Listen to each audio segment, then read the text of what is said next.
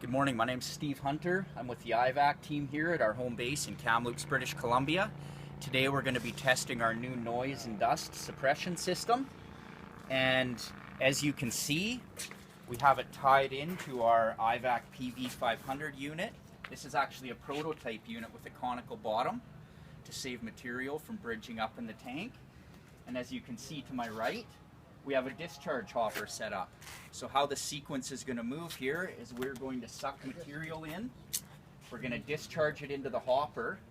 All the dusty ambient air out of that hopper is going to be redirected into our dust and noise suppression system, as well as the Venturi exhaust is redirected into our dust and noise suppression system, drastically reducing dust, drastically reducing noise.